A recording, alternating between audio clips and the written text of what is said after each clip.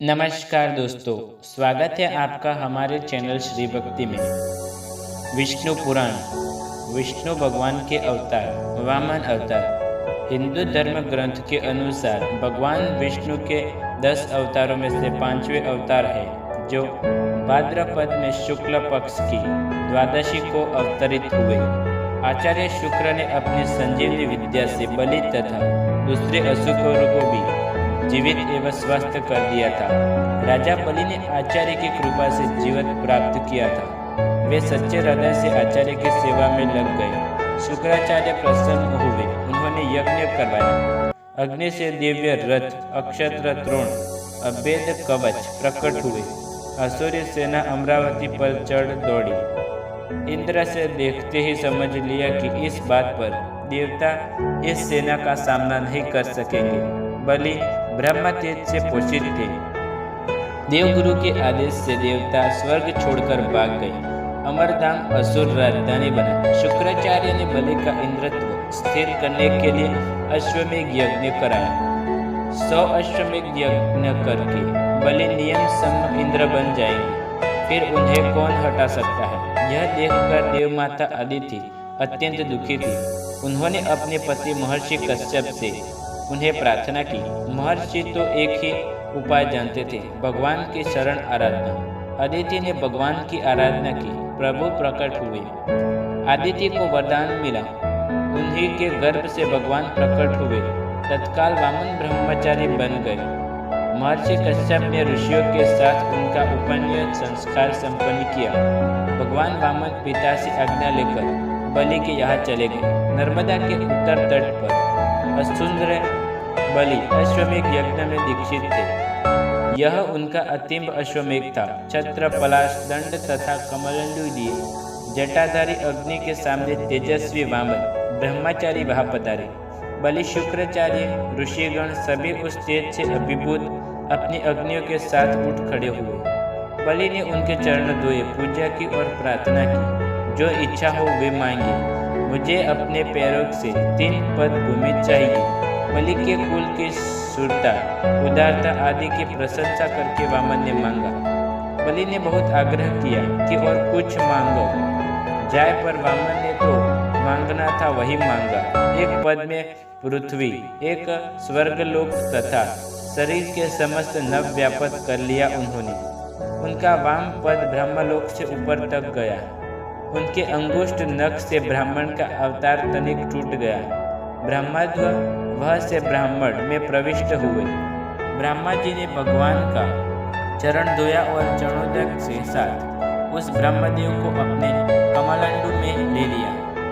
वही ब्रह्मदेव गंगा जी बना। तीसरा पद रखने को स्थान कहा है। भगवान ने बलि को नरक का भय दिखाया। संकल्प करके दान न कर पर तो नरक होगा, इससे मेरे मस्तक पर रख ले। बलि ने मस्तक झुकाया। प्रभु ने वह चरण रखा। बलि गरुड़ द्वारा बांध दिए गए। तुम्हें अगले मनवतर के इंद्र बनोगे। तब तक सुतल में निवास करो। मैं नित्य तुम्हारे द्वार पर देवगापणी उपस्थित रहूंगा। दमायन दविद्र हुए। प्रहलाद के साथ बलि सब असुरों को लेकर स्वार्थिक ऐश्वर्य संपन्न सुतल लोक में पधारे। शुक्राचार्य ने भगवान के आदेश से यज्ञ पूरा किया। परशुराम अवतार। परशुराम राजा प्रेसजनित की पुत्री रेणुका और भृगुवंशी जन्मदग्नि के पुत्र विष्णु के अवतार और शिव के परम भक्त थे। इन्हें शिव से विशेष परशु प्राप्त हुआ था। इनका नाम तो राम था, किंतु शंकर द्वारा प्रदत्त अमोदी परशु का सदैव धारण किए रहने के कारण ये परशुराम कहलाए थे। विष्णु के 10 अवतारों में से छठा अवतार, जो वामन एवं रामचंद्र के माध्यम से गिने जाते हैं, जमदग्नि के पुत्र होने के कारण वे जामदग्नि भी कहे गए थे। उनकी माँ जल का कलश लेकर बनने के लिए नदी पर गई। वहाँ गंधर्व चित्र अप्सराओं के साथ जल क्रीड़ा कर रहा था। उसे देखने में रेणुका इतनी तन्मय हो गई कि जल लाने की विलंब हो गया तथा यज्ञ का समय व्यतीत हो गया। उसकी मानसिक स्थिति समझकर परशुराम के पिता जमदग्नि ने क्रोध के आवेश में आकर चारों पुत्रों को उसका वध करने के लिए कहा।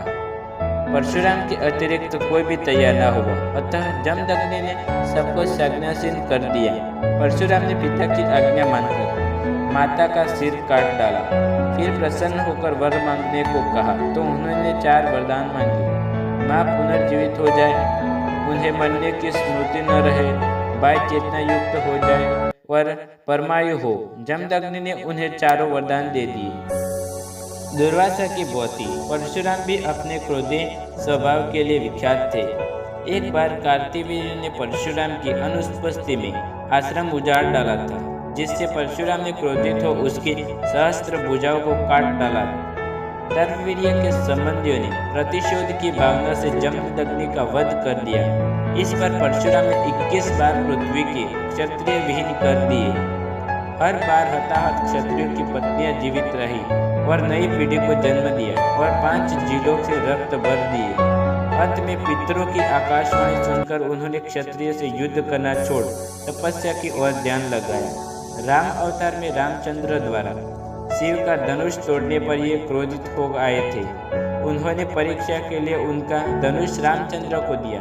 तब राम ने धनुष चढ़ा दिया तो परशुराम समझ गए कि रामचंद्र विष्णु के अवतार है, इसलिए उनकी वंदना करने वे तपस्या करने चले गए। राम अवतार रामचंद्र प्राचीन भारत में जन्मे एक महापुरुष थे। हिंदू धर्म में राम विष्णु के 10 अवतारों में से एक है। राम अयोध्या के राजा दशरथ और रानी कौशल्या के सबसे बड़े पुत्र थे। राम की पत्नी का नाम सीता था, जो लक्ष्मी का अवतार मानी जाती है, और इनके 3 भाई थे, लक्ष्मण, भरत और शत्रुघ्न। हनुमान भगवान राम के सबसे बड़े भक्त माने जाते थे। राम ने राक्षस जाति के राजा रावण का वध किया। माना जाता है कि राम का जन्म प्राचीन भारत में हुआ था। उनके जन्म के समय अनुमान सही से नहीं लगाया जा सकता, परंतु विशेषज्ञों का मानना है कि राम का जन्म तकरीबन आज से 9000 साल पहले हुआ था। धर्म के मार्ग पर चलने वाले राम ने अपने तीनों भाइयों के साथ गुरु वशिष्ठ से शिक्षा प्राप्त की। कौशल्या में विश्वामित्री उन्हें वन में राक्षसों द्वारा मचाए जा रहे उत्पादन को समाप्त करने के लिए गए। राम के साथ उनके छोटे भाई लक्ष्मण भी इस कार्य में उनके साथ हो गए। राम ने उस समय ताड़का नामक राक्षसी को मार तथा मारीच को पलायन के लिए मजबूर किया। इस दौरान ही विश्वामित्री ने उन्हें मिथिला लेकर गए। वहाँ के विदेह राजा जनक ने अपने पुत्र के विवाह के लिए एक समारोह आयोजित किया था। भगवान शिव का एक धनुष था, जिस पर प्रत्यय चढ़ा देने वाले सूर्य से सीता का विवाह किया जाता है। बहुत सारे राजा महाराजा उस समारोह में पधारे थे। बहुत से राजाओं के प्रयत्न के बाद भी वह धनुष प्रत्याचार चढ़ाने के लिए तैयार नहीं था। किसी में उस धनुष को उठाने की क्षमता नहीं थी। विश्वामित्री की आज्ञा पाकर राम ने धनुष उठाकर प्रत्यय चढ़ाने की कोशिश की। उनके प्रत्यय चढ़ाने की कोशिश में वह महान धनुष घोर ध्वनि करते हुए टूट गया। महर्षि परशुराम ने जब वह घोर ध्वनि सुनी तो वहां आए और अपने गुरु का धनुष टूटने पर रोष व्यक्त करने लगे। तब राम ने बीच बचाव किया। इस प्रकार सीता का विवाह राम से हुआ और परशुराम सहित समस्त लोग ने आशीर्वाद दिए। राजा दशरथ वंशराज की ओर अग्रसर हो रहे थे, अतः उन्होंने राज्यभार राम को सौंपने का सोचा। उस समय राम के अन्य 2 भाई भरत और शत्रुघ्न अपने ननिहाल कैकैया गए हुए थे। मंथरा, जो रानी कैकैया की दासी थी, ने कैकैया को बरमाया कि राजा तुम्हारे साथ गलत कर रहे हैं। तुम राजा की प्रिय रानी हो, तुम्हारी संतान को राज बनना चाहिए। पर राजा दशरथ राम को राजा बनाना चाहते हैं। कैकैया चाहती थी उनके पुत्र भरत राजा बने, इसलिए उन्होंने राम को दशरथ द्वारा 14 वर्ष का वनवास दिलाया। राम ने अपने पिता की आज्ञा का पालन किया। राम की पत्नी सीता और उनके भाई लक्ष्मण भी वनवास गए। वनवास के समय रावण ने सीता का हरण किया था। राम ने अपने भाई लक्ष्मण के साथ सीता को खोज में दर दर भटकते रहे। तब वह हनुमान और सुग्रीव नामक 2 वानरों से मिले। हनुमान राम से सबसे बड़े भक्त बन गए। हनुमान राम के साथ दिन और रात गुजारने लगे। रावण से युद्ध किया और उसे परास्त किया था। भगवान राम ने जब रावण को युद्ध में परास्त कर दिया, तब उसके छोटे भाई विभीषण को लंका का राजा बना दिया गया। राम, सीता, लक्ष्मण और कुछ वानर जन पुष्पक विमान से अयोध्या को प्रस्थान कर गए। वहाँ सबसे मिलने के बाद राम और सीता अयोध्या के राजा रानी का पद स्वीकार किया। दोस्तों, आप हमारे चैनल श्री भक्ति में नए हैं तो चैनल को सब्सक्राइब करें और बेल आइकन ज़रूर दबाएं। नए वीडियो सबसे पहले देखने के लिए। यह वीडियो पसंद आए तो वीडियो को लाइक शेयर कमेंट